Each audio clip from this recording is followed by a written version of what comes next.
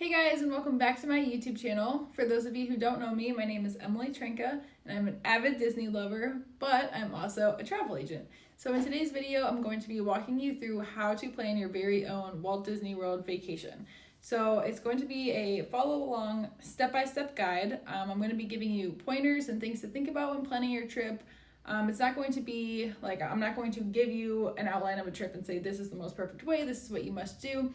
It's going to be more of a walkthrough guide that you can follow along to, write down your own notes, your own thoughts, and I'm going to help you plan and shape the vacation that will be best for you and your party, because everyone's Walt Disney World vacation is going to be different. There is no footprint or outline that will work for everyone, so it really just depends on you and your likes and what you're into, and everyone is going to be different. So like I said, you might want to grab a notebook. This video is probably going to be very long, so you'll probably need to pause along the way. You might want to talk things over with whoever you're going with, whether that's your family, your spouse, your friend. There's going to be just a lot to consider, so it's going to be a lot of pointers and just things to think about. So let's start with an outline of what I'm going to be going through today. So I've got all my notes laid out in front of me here. There's so much content for this video. So first and foremost, we are going to talk about dates and duration. So that's going to be the first step in planning your trip. You're going to need to decide when you're going and for how long. So that can be a little stressful, but it's really going to make the rest of your trip planning much easier. If you know you're going to get there on Monday during this month and you're staying for 7 days, great, we'll work with that. Like, we can make, no matter what your time duration is and no matter what day you're arriving, we will make the most perfect Disney World vacation for you. So that's going to be the first step. So we're going to go over that and what to consider when choosing dates. Secondly, we're going to talk about parks and park hours. So we're going to discuss things like what parks are open when and extra magic hours, whether you should go to them or avoid them. Again, I'm not going to tell you to do one or the other, but kind of tell you the pros and cons of both so you can decide what will work best for you. Third, we're going to talk about hotels. So there are so many hotels at Walt Disney World. So we'll kind of talk about if you should or why you should or should not maybe choose a Walt Disney World resort, what to consider when choosing them, what are the differences. There's tiers, there's moderate resorts, there's deluxe resorts, there's value resorts. So what does all that mean and what is best for you? Fourth, we're going to talk about dining. So a lot of you have probably heard about the Disney dining plan. You might be curious about that. What is it? Is it right for me? Again, the answer is going to vary based on you and your party. So again, we're just going to talk about what is a Disney dining plan and what is Disney like, what is dining like in general in Disney, and how do you get reservations and when. So we're going to cover all of that. And then fifth, we're going to talk about fast passes and get a little bit more in depth into the reservation part of dining and how to do that. And sixth, we are going to talk about the My Disney Experience app and how to use it. What is it? It's super easy to use. It's going to be your best friend while you're actually in Disney World. And I'll also be giving you some tidbits of some things you can find on the app, but other things such as Memory Maker, what is it, should you get it, things like that. And then I'm going to leave a big open discussion question type thing at the end where I'm going to ask you to post any comments, questions you have below. I'm going to be making a lot more videos in my Disney series, which I'm super excited about. I love talking Disney, could do it all day. So I want to address any and all questions that you guys have and really just make this as easy as it can be for you to plan your own Walt Disney World vacation. So let's start. All right, so as promised, number one is going to be dates and duration. So you might be thinking of questions such as, well, how many days do I need at Magic Kingdom Park? Or do I need rest days? There's a lot to consider when we start planning your trip, but honestly, the easiest thing is to first and foremost just choose the dates. Like, just set them in stone and we're gonna go from there. So if you only have 4 days and you're determined to hit all 4 parks, we'll talk about how to do that. So really just choose your dates, and you could always alter it later. Like, if you're going through all the steps and you decide that you're really going to need that extra day and you're able to do so, that's fine. But a lot of times people are working around things like how much PTO they can take or when their kids are off of school during, spring break or something like that. So just choosing your dates, that will be the easiest thing. So if your dates are flexible, you might consider things such as airplane prices. So if you're coming from out of state like me, I'm coming from Ohio, so I might look at what days I can leave here and get back that will be the cheapest. That's what I'm going to be doing for our upcoming trip. So Joe and I were planning to go in June of 2020, but obviously that is not going to be happening due to coronavirus and quarantine and all that. But I'm going to be putting up a guide during this video that you'll see pop up on one of the sides of the screen. I haven't decided which yet. But it's going to be the guide for our trip that we were going to do. And you can then follow along and make your own guide, just like it if you want to, just follow along. Or basically, we're going to list out all the days of the trip. And then as we go through each of the steps I mentioned in the beginning of the video, you'll be able to fill in your guide and see your trip come to life. So I'll be popping that up. So once you decide on your days, now this one is, the example is going to have a lot of days in it just because I want you to be able to see all the different things I'm thinking of. So even if your trip is really short and it's only 3 or 4 days, or it's really long, the guide will still be helpful because we're just going to be talking about what you're going to be thinking about when making the decision. So don't worry if your trip doesn't have the same number of days as my example trip. Totally fine. I just want you again to see the thought process. So I'll be popping that up here on the screen in a moment. So the first thing you're going to want to write down is the flight. So you're going to decide on your days and the actual dates that you're going. So you're going to start by just listing all of them on the left side of your paper. So you're going to, for my example, it's June 18th through the 28th. So I'm just going to write all of those down and leave a blank space because we're going to be filling that in as we go along.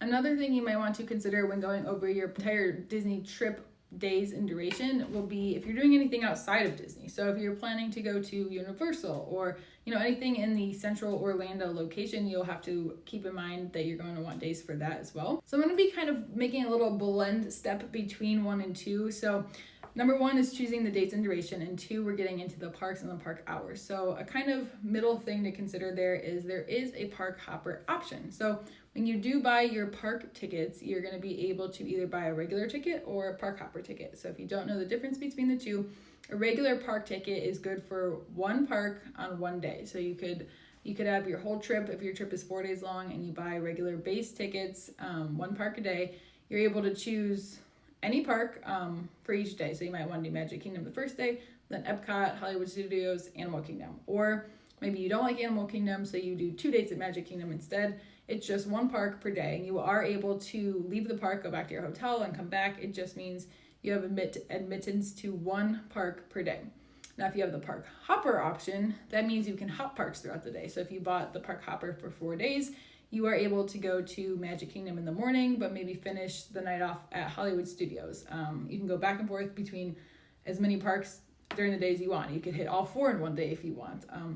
We're going to kind of talk about what's realistic to fit into your day, especially if you have little ones or if you don't, like what is realistically something you can handle throughout the day given the park hours. All right, so once you have selected your actual days and dates for your trip, the next step is going to be filling in what you're doing during the day. So this is where the fun part actually begins, in my opinion, because you get to see the first steps of your trip coming to life. So a lot of people like to start their trip off with Magic Kingdom, which totally understandable. That's where all, everything big Disney is. That's the most, gives you all the feels. It just gives you all the feels. It's a big welcome to Disney World. So if that's you, then you'll most likely want to start by putting that tentatively on your first day.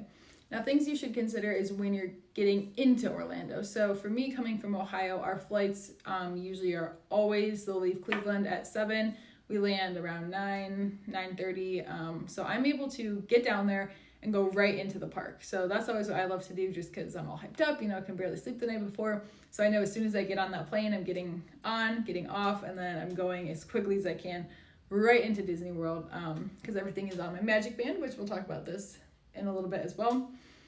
So you have to just kind of see when you're getting in, because if you're getting in a little later on the day or if you're driving in, same thing, consider are you arriving in the morning or at night or somewhere in between. You might want to give that first day to just be your rest day. You could swing by Disney Springs. Disney Springs is what used to be downtown Disney. There's lots of shopping there, dining. There is like the World of Disney store. So that could be a good, just kind of relax, get ready, get settled into your resort.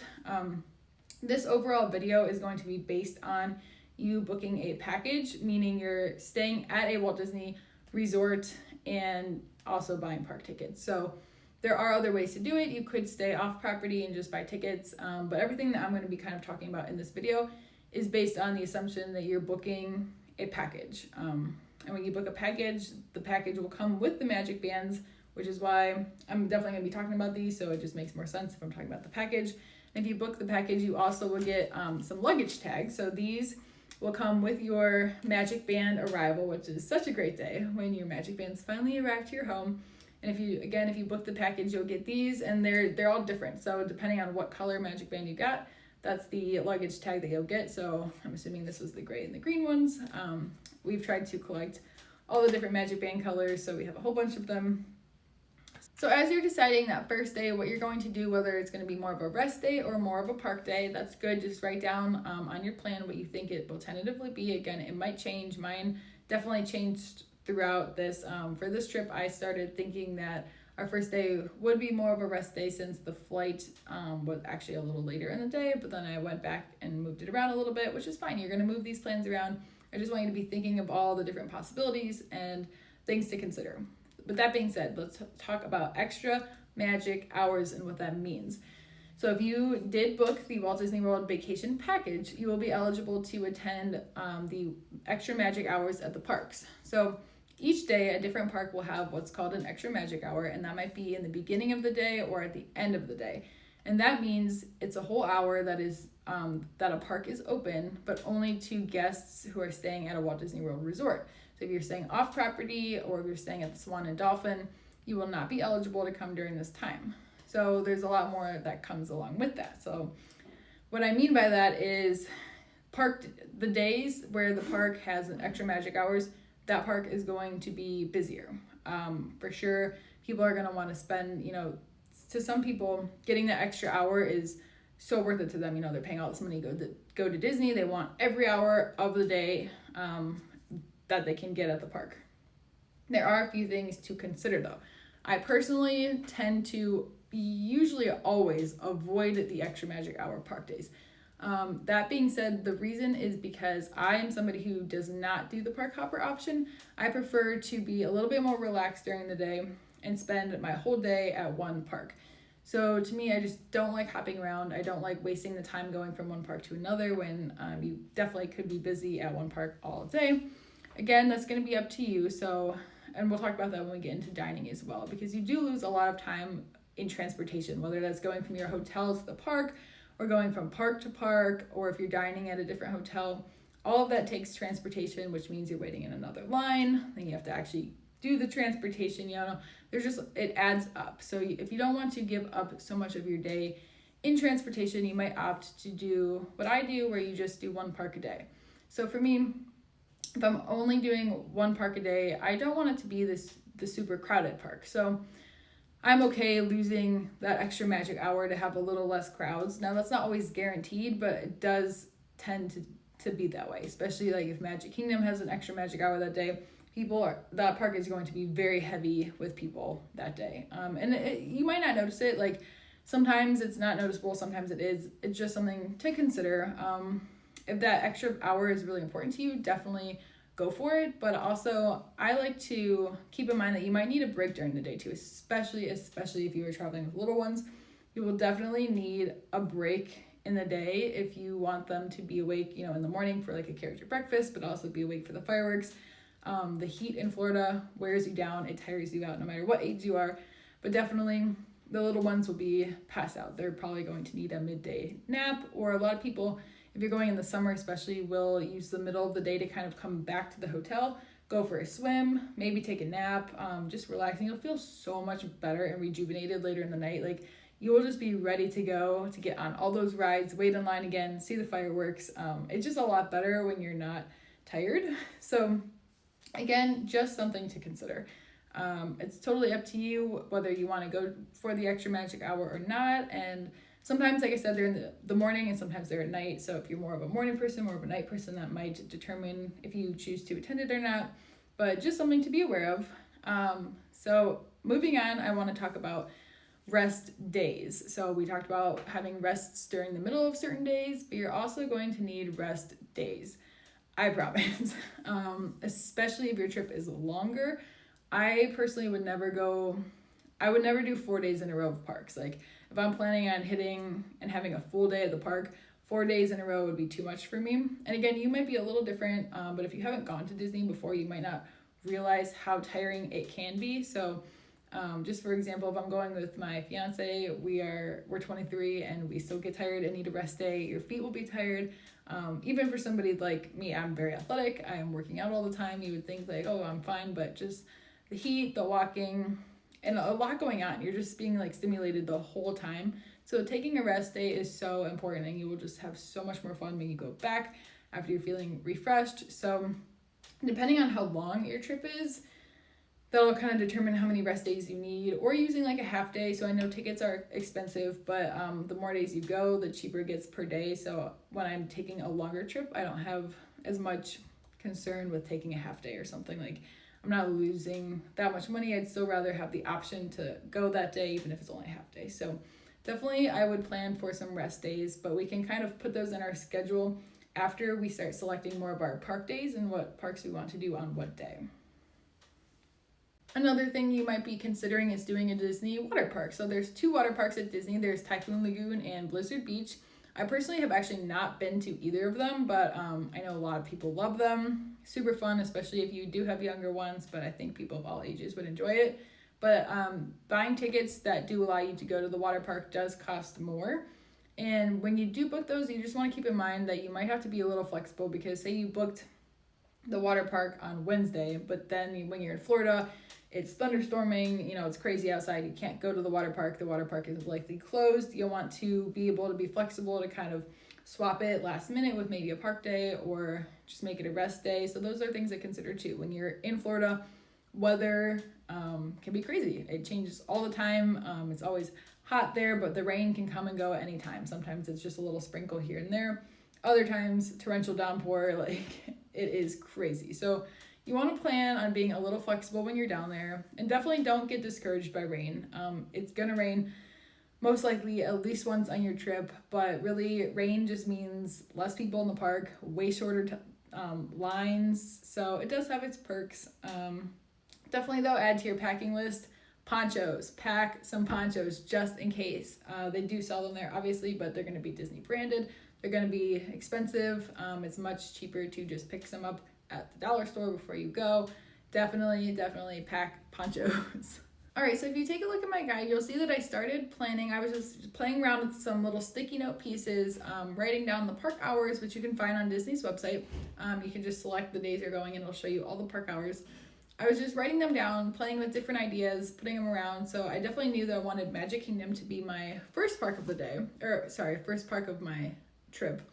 And I didn't know if I wanted to put it on the very first day, or like I said earlier, if I wanted to use it as kind of a rest day since the flight was later than usual, and then do Magic Kingdom on the second day. Either way, I wanted it to be my first day. So I kind of write down on the sticky note what the park hours are for the park I wanted to do. I kind of have in my head what parks I like to do in what order, just because Magic Kingdom is like, to me, that's the first park you should do. Epcot is my favorite park, so I'm just like really eager to get there. So I like to do that one next, but I'm pretty flexible in terms of that. I just wanted to know, I was avoiding, again, the extra magic hours, because I just don't want to be there when it's a little bit more crowded. So again, I tend to avoid them, but if I end up being there on that day, it's not the end of the world. Really just keep in mind, nothing is going to be the end of the world on your trip. Like if something goes wrong, or if you don't get a reservation you want, it is not going to be the end of the world. Your Disney trip is going to be absolutely amazing no matter what happens, whether it rains, anything, like it is going to be okay. Just don't expect it to be perfect and flawless and easy, because planning this trip is going to be a lot of work. There are a lot of steps, there are a lot of things to consider, but it really is fun along the way. And just keep in mind that like you want to go to Disney, because obviously you're planning this trip, whether it's for you or maybe it's a surprise for somebody, but it's going to be so much fun, and I just want you to enjoy every step of the way. So again, if this is overwhelming, you can pause this video, come back to it, just start writing down your notes, your ideas, and kind of think through what parks you want to go to on what day. So on my example, you won't see Universal on there because we're not doing that during this trip, but I did add and consider things like Disney Springs. So we've been wanting to see a Cirque du Soleil show for a long time, and they no longer, I don't think they come to Cleveland. At least when I looked last, they weren't coming here, so we wanted to make a point to do that on our rest day. And also, pay attention to any holidays that might fall during your trip. So I didn't even think of this one till last minute, but you'll see on one of my examples here in a minute, I found out, or I realized that Father's Day was going to be during our trip. So I wanted to make Father's Day my rest day because everyone is going to be flooding to the parks no matter what holiday it is. They're going to be extra busy if it's a holiday. So I've gone during New Year's before.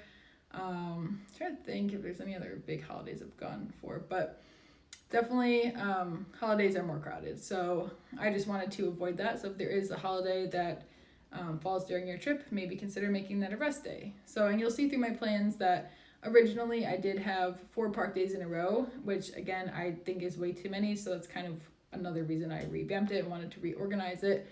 And I made it so that we did not have 4 park days in a row because I know how valuable the rest days are. So if you're planning like a 5-day trip, I would suggest maybe just 1 break day in the middle of the trip, or like a half day.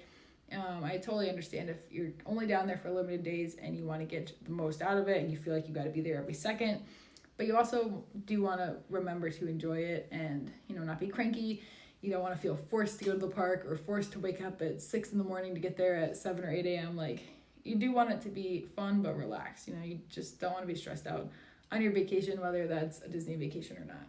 Okay, so as you're going through all the days that you're going to be at Disney and you're looking at all the park hours and you're trying to sort out, what day you're going to do what, you can maybe take a break from that if you want, or if you're finished with it, even better. But we're going to move on and talk about number 3, which is hotels. So there's, again, a lot to consider when picking a hotel. First and foremost, we should talk about the different tiers. So there's the value, which is the cheapest hotels, then there's moderate, then there's deluxe, and there's other things like the campgrounds and villas, but I'm not going to really talk about those as much. So pretty much you have 3 tiers of price.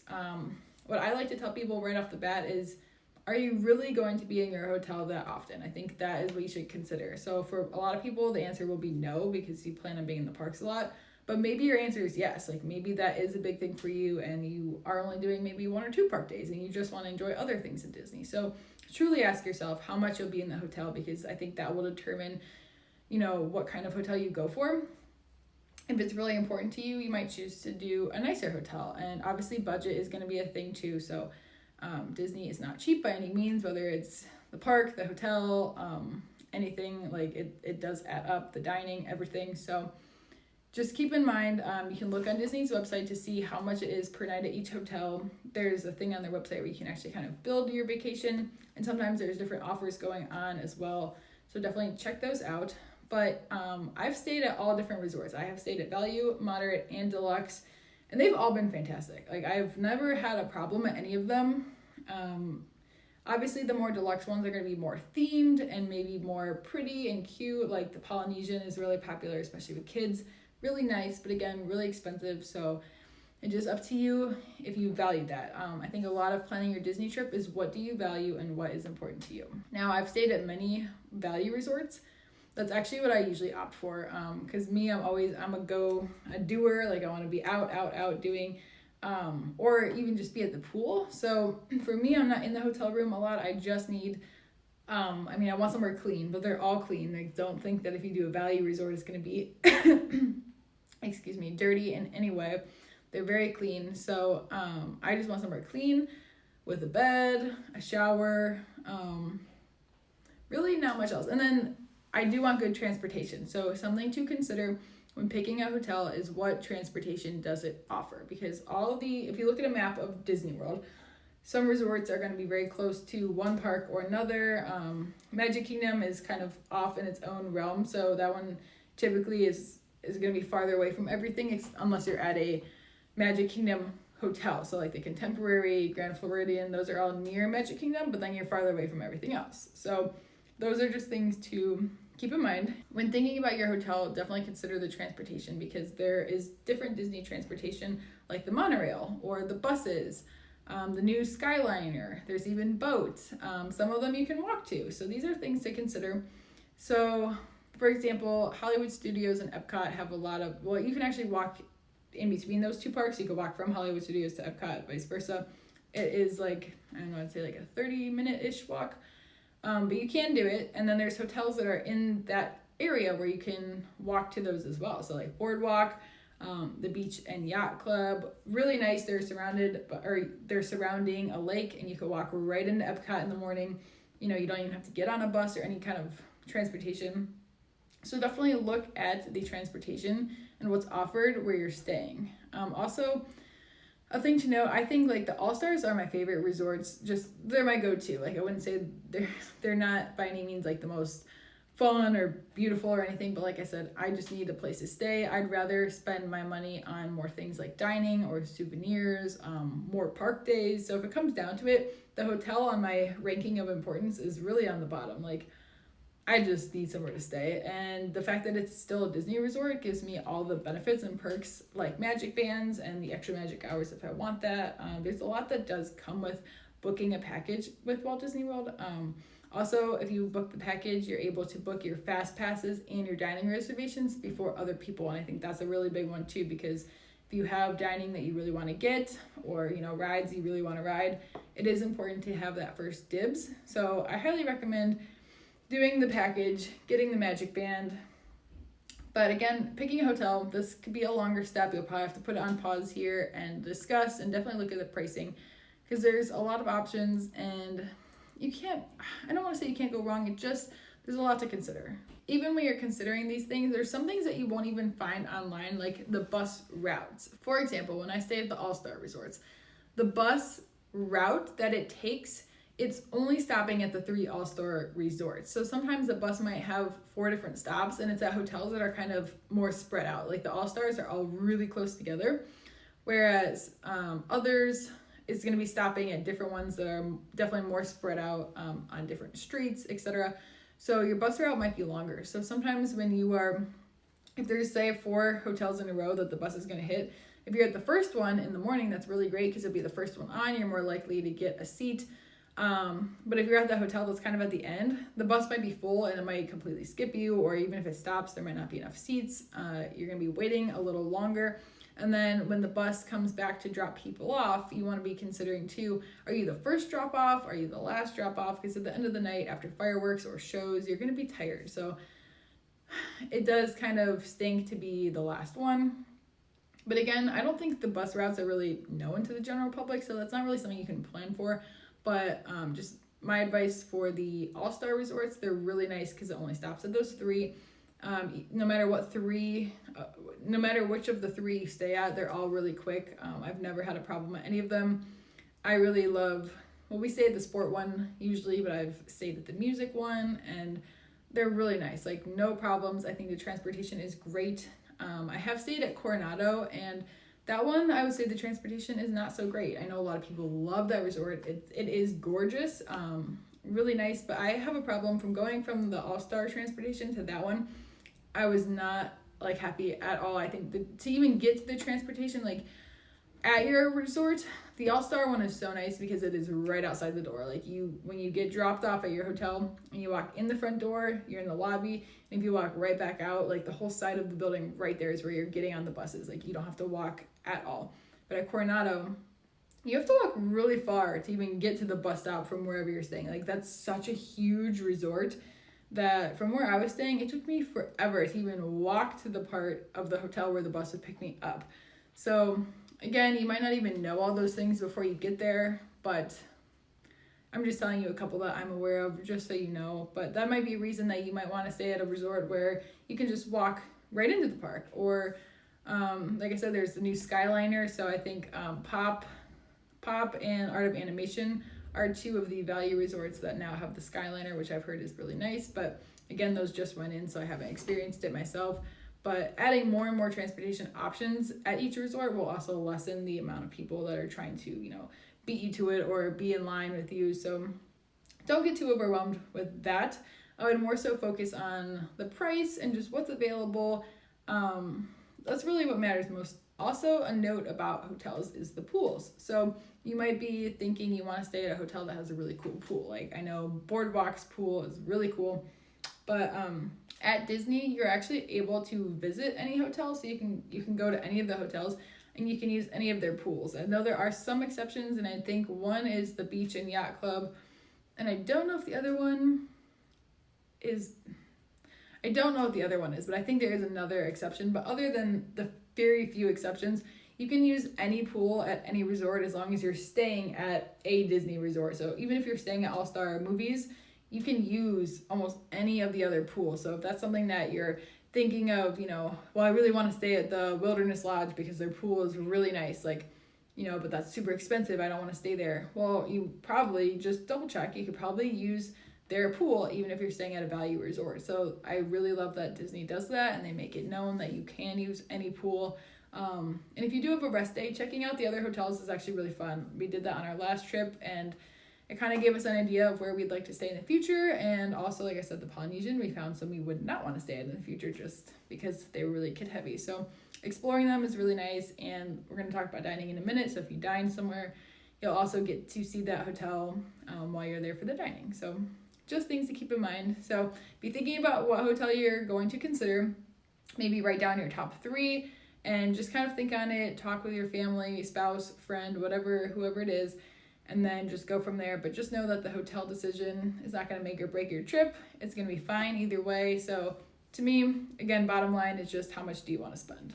Okay guys, it's time for number 4, which is dining. So I hope you're not too stressed out by at this point in the process, but each part is really fun, and I promise you will be really excited once it's booked and you can look back and be like, oh my gosh, like, look at our plans, it's so exciting. So things to consider about dining. Let's first address the biggest thing, which is the Disney dining plan. So I do not do the Disney dining plan, but I know a lot of people that do and a lot of people that love it. So for me, I'll tell you the reasons I don't choose to do it is just because I like to have the flexibility of choosing what I'm going to eat kind of last minute, or, not being tied down to, well, how many credits do I have left, or, oh, I really wanted to eat there, but I can't because I'm using this many credits for lunch. Like, I just want to be able to eat whatever I want to do. Like, if there's 2 restaurants I really want to go to, I just want to be able to go to them. I don't want to be limited or, have to weigh out what I'm giving up to eat here. Like, I would rather just do what I want. And you also want to think about, and there's different plans too. Like, there's smaller plans, bigger plans, like the deluxe dining plan. So you have to kind of start by evaluating how much do you and your party or your family, how much do you guys eat? Like, do you really eat a giant breakfast, a giant lunch, and a giant dinner? Or do you kind of skip breakfast, have a light lunch, have a big dinner? Start by thinking of that. And then, like for me, I'm usually like a breakfast on the go type of person. I like to just pack some granola bars, some snacks. Like, I usually will eat my breakfast either on the way to the park, or as soon as I get to the park, I'll just have a snack. And then for my lunch, we like to do a light lunch, either just like a quick service, like counter service type thing, or even just snacks throughout the day, and then maybe have a bigger dinner. So just think about what you typically eat during the day to kind of get your brain starting to think about dining. But then also I want you to think about your time. So again, we've spent a lot of time building our schedule and thinking about time, considering, are we doing park hoppers, stuff like that. So your day only has so many hours. So just keep in mind that if you're doing a lot of character dining or sit down restaurants, that uses a lot of your day. So if you're doing, a sit down breakfast, that's going to take a lot of time to get to the park or the hotel or, wherever the restaurant is.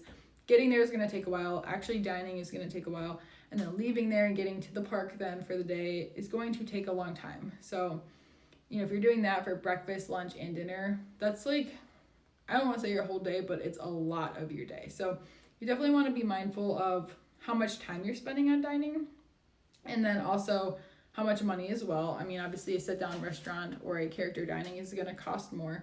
So doing the dining plan, there are calculators online that you can look up and kind of plug in what restaurants you want to do or what kind of dining person you are, how much you're eating, and it'll kind of help guide you as to whether it's right for you. But for me, again, I like to just have the freedom to do whatever I want. And then also when you go to the restaurants, there's certain things that you're not eligible for to eat or drink if you're on the dining plan. So there might be, food on the menu and then there's extras, but it'll say not included on the dining plan or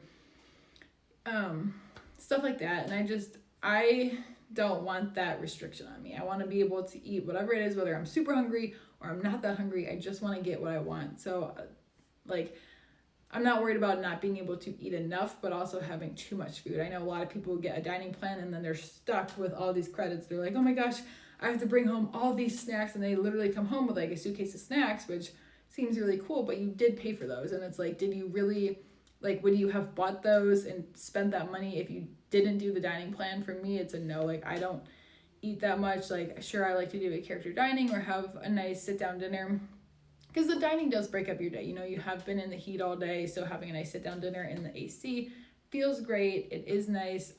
So just things to think about, you know, your time, your budget, and how much you're going to eat, and if you want those restrictions or not. So just keep in mind that if you do the Disney dining plan, you're going to be taking a lot more planning steps. It's going to take you a lot longer to figure out what exactly you can eat there, and then throughout your day, how many credits do you have, and can you eat here and here? And you know, some restaurants take 1 credit, some take 2. I don't even know all the details of it because I just don't want to get involved with it. I just avoid it at all costs, but it might work for you. It may be more cost effective for you as well.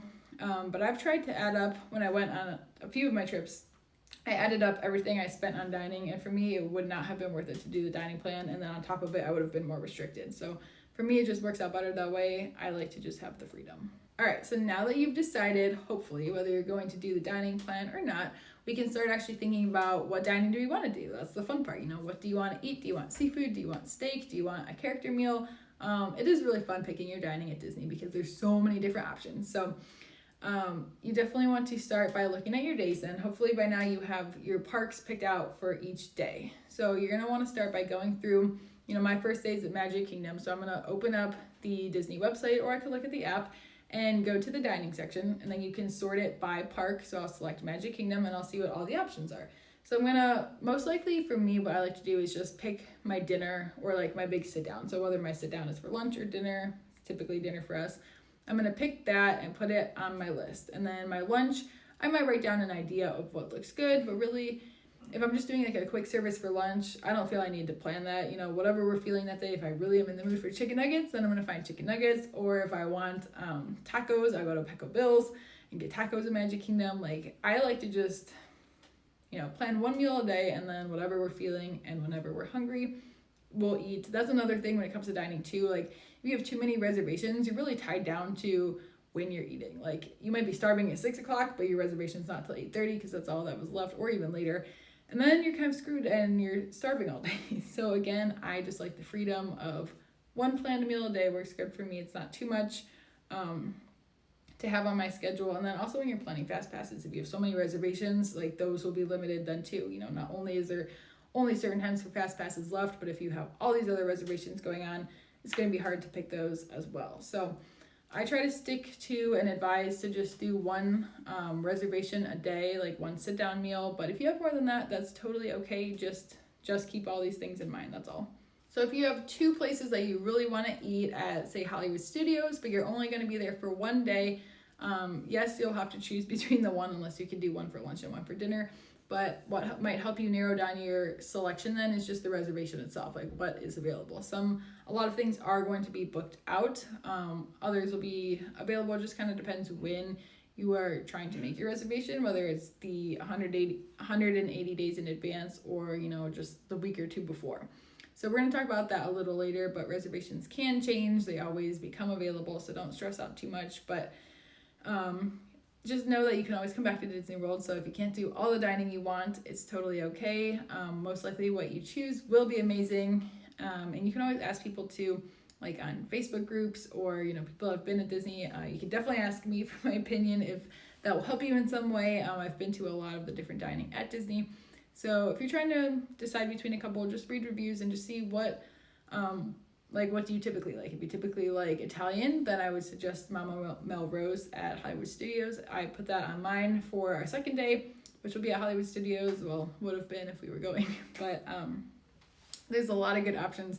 My favorite restaurant at Hollywood Studios is the Sci-Fi Drive-In Diner. I just love the atmosphere there. It's so good. The food is just, I mean, it's pretty average. It's really good in my opinion, but you can't beat the atmosphere. And I think a lot of things in Disney, it is like that. Like the food, you know, at some places might not be the best. So you kind of have to decide too. What do you value more? Are you a total foodie and you want the best of the best food and you don't really care about how cool it is or if it looks like a movie from Disney? You know, that's something to consider. Or do you really want to see the characters and you're so into Disney and you don't really care if you're just eating Mickey waffles, which, by the way, Mickey waffles are great. But yeah, I think you should definitely weigh whether you're a foodie or you're really into Disney or somewhere in between, and that'll help you decide on dining as well. So I'm popping on the screen my updated list of plans with my little sticky notes, and I've now added the dining places that I would like to go for the day. So some of them will require a reservation, others will not, but I tried to just put at least one thing per day that I want to try to eat at, whether I need a reservation or not, and that'll kind of shape my day. So if we're looking at the second day, like I said, Hollywood Studios, I'll probably try to get a reservation for Mama Melrose. But the first one at Magic Kingdom Columbia Harbor House Lunch, I won't need a reservation for that. That'll be more since I'm flying in the morning. It'll be kind of getting off the plane, getting to my hotel, getting on the bus to Magic Kingdom, and then I'll probably be starving by the time I get there. So we'll just go right to Columbia Harbor House and eat lunch there. Some of the others I've chosen for my trip this time is the Diamond Horseshoe. I've never been to that one. The sci-fi lunch, I can't go to Disney without doing that one. So that one is just definitely, I just love it. Tusker House at Animal Kingdom.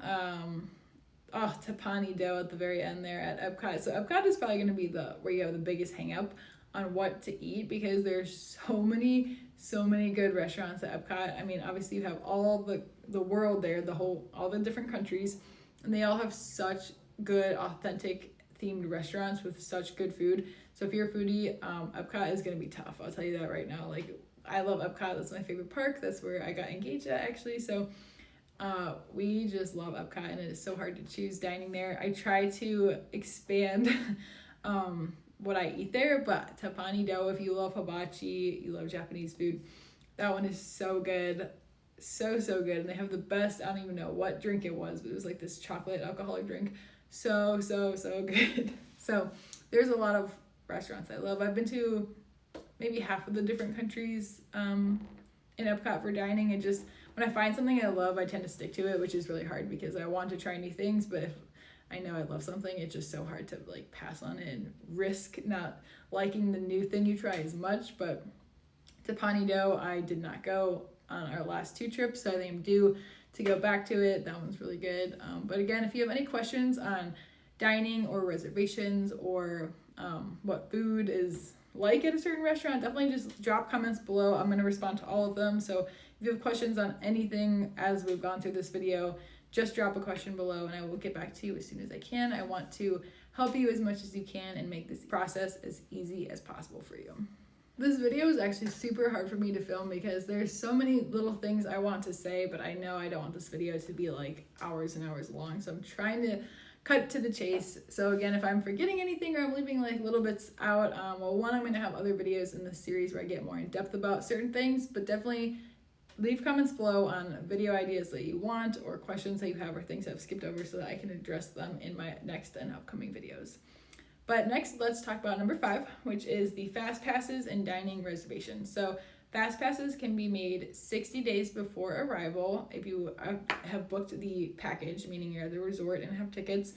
A tip for this is to there's 2 things. Either start with the park/ride that's very most important to you.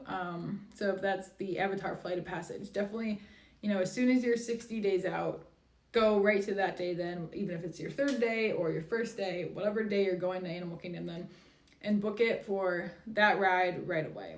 But a tip to keep in mind is that it's better to book going backwards in your trip.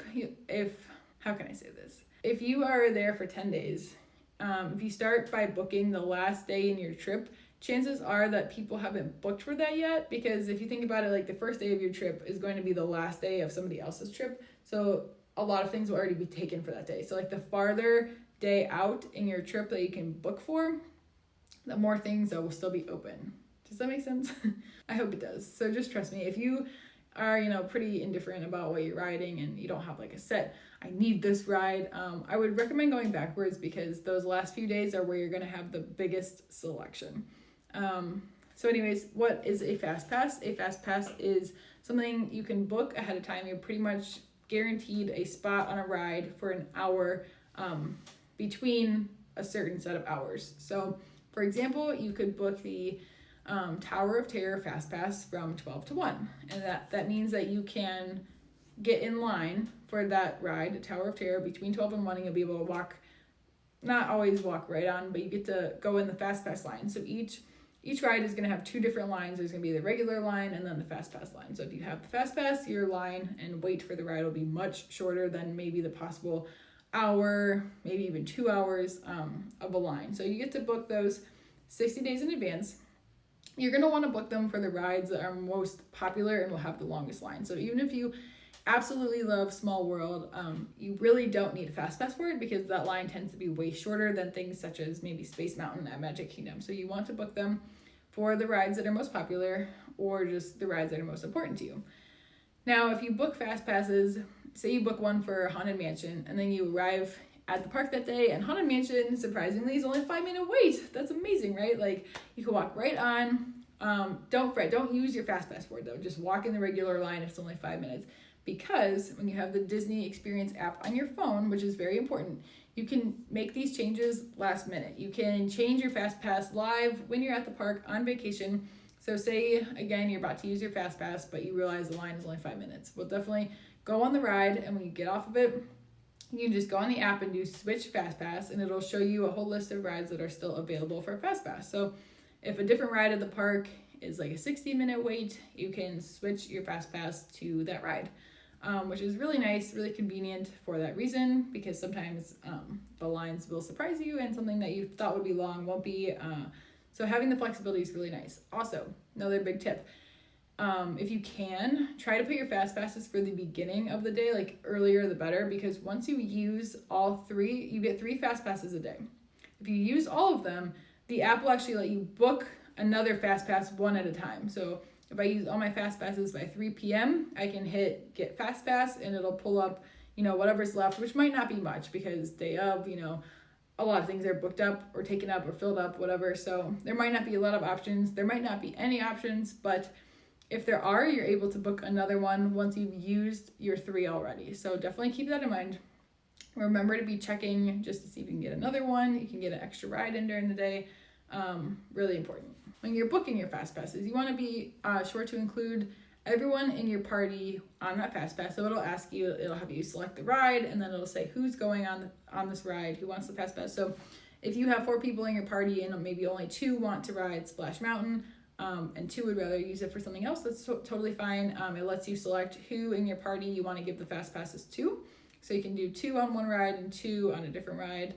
However you want to do it, or if you want to do all of your Fastpasses totally together, that's fine too, but it will ask you to select the people, so that's another thing as well. Dining reservations. So again, booking dining is really fun, and you can do it so early. You could do it at 180 days out, so it's really, really early that you can start booking and planning your dining, which can be kind of intimidating because some people plan their trip in less than 180 days. Like, you might say, I want to go to Disney in 2 months, and you're only like 60 days out. But regardless, as soon as you can, you want to book your dining reservations if you know where you want to eat, because they do get booked up. So it's important to have some things on your agenda unless you totally just want to wing it. If you don't plan on doing any sit-down meals that require a reservation, then that's great. You don't need to worry about it. But if you are doing things that need a reservation, it's definitely good to get on it sooner than later. A tip though, if you aren't able to get a reservation that you really want, don't fret. Do not fret. I've gone through this a lot, and trust me, every time it happens, you just need to check the website every single day. Sometimes it'll take me just a couple days for a reservation to open up. Sometimes it takes weeks or even a month or so, but if you just keep checking back, people are constantly canceling their reservations, like all the time. Things pop up all the time. So when I went with my family of 5, there were certain reservations during New Year's that I really wanted to get, and they were like booked up. I'd select, the restaurant and do dinner like anytime, or even lunch, and just say no tables available, no tables available. I even tried to split up the group and do like, okay, what if we did 2 and 3? Like, can I split us up and get 2 different tables? Booked. But if I kept checking every day, and then randomly they'll be like, 5 people, perfect, 6:30. Do you want this reservation? And it's like, yes, I do. So don't fret. Honestly, things open up. If you're somebody who really wants a reservation, maybe you have a second choice. Then you can book that one if it's available. And then if your first choice becomes back available, then you can always switch it again and go with the first choice and just cancel the other one. And again, that might be what other people are doing, which is another reason that things open up. But people are constantly changing their plans. So definitely check back. Like if you stay on top of it, I think you will definitely get whatever it is you want. I mean, it's happened with Cinderella's Castle. I mean, California Grill. Like there's so many that I wanted that was booked. Like the Beauty and the Beast, like the Beast Castle. There's so many things, but just keep checking back. Your reservation will more than likely become available. The only note on dining is I think if your group is over, I don't know if it's 8 people or 10 people, but there is a limit where if you're over the limit, you have to call to make dining, just because a lot of restaurants have very limited seating that's big enough for a group of 10 or however many people it is. So if your group is really big, you will have to call to do dining. But if your group is small, less than, I don't know if it's 8 or 10, but if it's smaller than that number, you're able to do it all yourself online. And it's really fun. So just spend time looking at the different menus. Definitely think about if you want to meet characters or what it is you're looking for, and just have fun booking your dining. And then once it's in place, you're ready to go. And once you get to Disney, things are just so ready for you. Your hotel's ready for you, your dining's ready for you, your park days are ready. Like you don't have to think of much when you get there. So all of this planning will be worth it, and it will be amazing. All right, the last thing I want to talk about, number 6, just really quick, is a few more things on the My Disney Experience app. So make sure that you download the app to your phone, because you definitely want it when you're in the park. The first and foremost reason for that is the live wait times that it tells you. So when you open the app on your phone, which by the way, if you have like a backup charger for your phone, I recommend bringing that, like a little battery pack or whatever, in your bag for the day, because you'll be using your phone a lot, most likely to take photos and to use this app, which does take a lot of battery. So just side note, if you have that, definitely recommend it. But the app will show you live wait times. So you can open up, if you're at Magic Kingdom, it'll open up the Magic Kingdom park and it'll show you all the wait times you'll see. It'll say like 60 minutes for Space Mountain, 15 minutes for Small World, something like that. So you can see all the wait times. So it's really nice. You might want to gravitate towards the rides that have the low wait times. Or like I said before, if you have a fast pass for something that has a really low wait time, maybe go get in line for it then and just switch out your fast pass. It's really easy. Definitely convenient to have. It's also great for dining. If you don't have dining and you want to make dining reservations, you can do that on the app. And a new feature of the app, which is cool, and I haven't even tried this yet, is the order ahead option. So if you want to dine at like a quick service place at Magic Kingdom or wherever you're at, you can actually order ahead at the quick service place, like your chicken nugget baskets, for your whole family. You could pre-order that, or your Dole Whip. You could pre-order it and then just go pick it up at the place. You don't even have to wait in the line there. So they've done a really good job of keeping wait times down. I really do praise them on that. Like, I think the wait times have gone so much down. Like, even when there's like a 60-minute wait, it's like you're so entertained in line for Space Mountain or whatever ride it is, and you don't even really feel like you're in line, which I think Disney just does so good at. So don't fret over lines, whether it's for food or rides or anything like that. Like, just enjoy every minute, because there's hidden things in Disney everywhere, which I'll talk about in my extra bits video. And if you have more questions on that, just drop them below, like I said. But anyways, more things about the app. So Memory Maker, I highly, highly, highly recommend getting Memory Maker. It's like $120, and that's no matter how many days you're there, whether you're there for 2 days or you're there for 10 days, it's the same price, and that allows you to get all the photos that Disney takes for you, like for yourself. You can download them, they go to the app, you can post them on your Instagram, your Facebook, you can have a great collection, and they're all professional photos, and you don't have to ask people like, oh, can you take a picture of us? Like, there's people everywhere, all over the park, that will take your picture for you. And the ride pictures, so when you're on Rock and Roller Coaster or Splash Mountain, the ride is taking the photo of you on the ride, and you get all of those as well. So highly recommend it. It's totally worth the money. I think no matter how many days you're there, it's totally worth it. If you meet a character, the cast members that are taking your photo and you get those, totally worth it. But again, you want the app for that, because that's where all your photos will go to once they're taken, and they're updated pretty quickly. So as soon as I meet a character, I wait a couple minutes, I look on my app, and like, there's my photo. I can post it right away. Highly recommend Memory Maker. So worth it. Last few things about the app is that you can make the live changes, which I mentioned before. So fast passes, dining, anything like that, you can make a live change to. And then also character meetups. So if you want to meet a character at the park, not only can you see wait times for rides, but you can see when the characters are available and where they'll be. So if you really want to meet Alice from Alice in Wonderland, You can see when she'll be available and when you can meet her at Epcot. So definitely the app is very valuable. I definitely recommend getting it. You'll need it, and you can share your plans too via the app and your Disney account with anyone in your party. So if you're going with all adults and they all want to see the plans, you can share your plans for your whole trip with everyone, which is really convenient. So highly recommend that as well. Okay guys, we've made it. So that's going to be a wrap on this video. I hope that it really helped you think through the different parts of your trip and different things to consider when planning your Disney vacation. I definitely want to do more videos for this series. So please drop your comments, suggestions, questions below. I'm going to be talking about more things like magic bands and autograph books, as well as, let's see, what do I have here? Oh, special events at Epcot. Epcot has so many cool special events. Things like transportation, like the Disney's Magical Express to and from the airport, how to use that. Disney Facebook groups, special tips and tricks for saving and getting discounts at Disney, little magical extras, little hidden things, hidden Mickeys. I'm gonna talk about so many more things. I could go on for like hours and hours. So please let me know what you guys want to see, what would be helpful for you, and I can't wait to see you guys next time. And be sure to give this video a thumbs up if you liked it, if it was helpful, and subscribe below for more. I do all kinds of videos, not just Disney, but all kinds of travel, meal preps, and vlogs. So I hope to see you guys again soon. Take care and have fun planning your Disney World vacation.